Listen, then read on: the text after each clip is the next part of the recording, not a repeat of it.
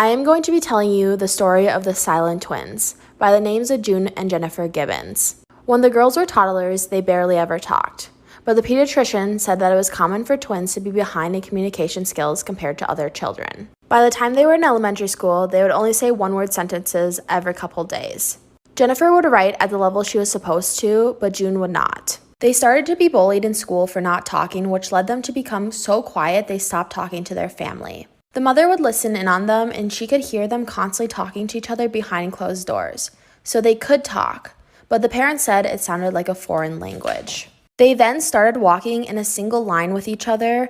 They looked exactly matched up. The feet hitting the ground at the same time, the arms swinging at the same time. They would stand up and sit down at the same time.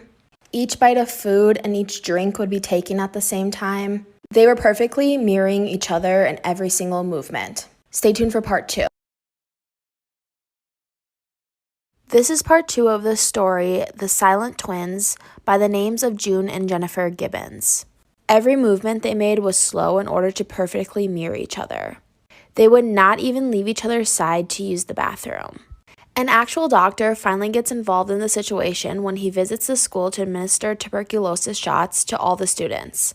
When he gave the shots to the twins, neither of them even showed any reaction to the shot, like they were in a trance.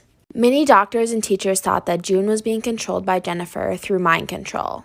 One doctor even noted that it looked like June wanted to say something, but Jennifer would glare at her and June would go back to mirroring Jennifer. When they turned 14, they were transferred to a special ed program, but they were still silent. They would not talk. Eventually, therapists made the decision to separate the twins, but the twins hated this idea so much and decided to finally break their silence in order to not be separated. Stay tuned for part 3. This is part 3 of The Silent Twins by the names of June and Jennifer Gibbons.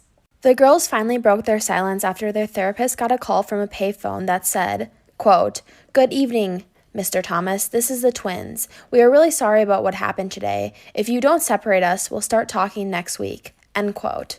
So, they could talk. But when the twins got back to school, they acted like the phone call didn't happen. So they decided to send one of the twins away. When they told the twins one of them was going to be sent away, Jennifer screamed and lunged at June and dug her nails into June's cheek. They started attacking each other. They finally sent June away to a boarding school and Jennifer stayed at the same school. At June's new school, she wouldn't talk. She started to refuse to move, eat, and drink. All she did was cry. The school couldn't continue force-feeding her, so they sent June back to be with Jennifer. Stay tuned for part 4. I'm posting it tonight.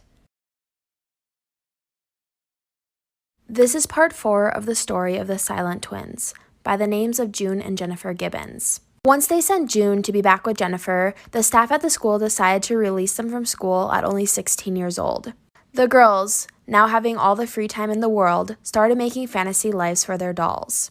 Every single thing they had their dolls do, both of them had to agree on.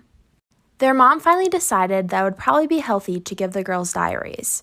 The girls wrote in the diaries about how they wished they were individuals, but they did not know how to, nor had the strength to.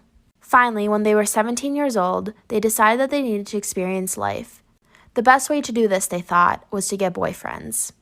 But every time they would encounter boys, they couldn't get up the courage to break their silence. They finally got up the courage to go after the Armstrong boys, who one of them they thought was already in love with them. The boys would drink with the girls, they would smoke with the girls, they would do teenage things. Stay tuned for part 5.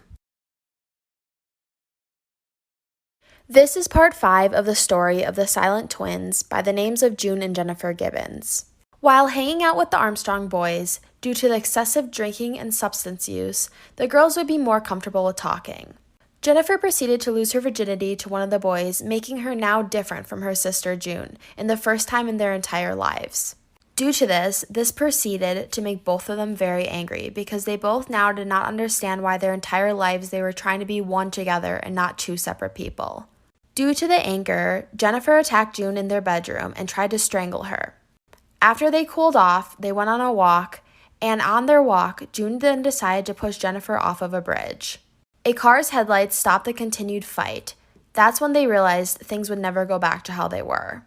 The girls started to go down from there. They started breaking into places, stealing, committing vandalism. They would even report their own crimes to the police in an American accent. Stay tuned for part 6.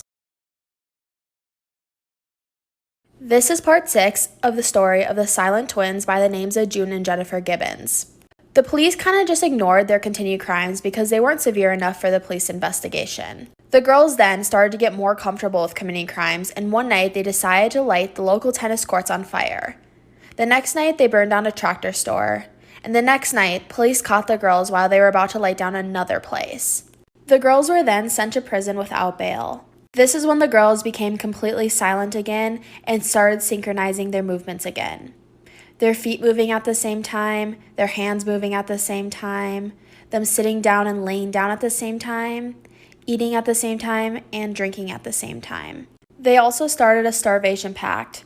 One could eat one day, and the other would eat the next day.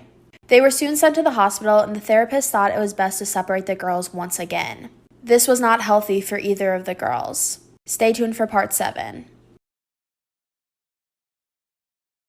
This is part 7 of the story of the silent twins by the names of June and Jennifer Gibbons. Due to the girls starting a starvation pact in prison, they decided it was best to send them to the hospital and separate them. The hospital was taking note of their synchronized movements. If one was eating, so was the other. If one was sleeping, so was the other. If one was reading, so was the other. 7 months later, they were on trial for their arson. They were then convicted of 16 felonies. After their trial, the prison sent them to a psychiatrist where they were then diagnosed with psychopathic personality disorder.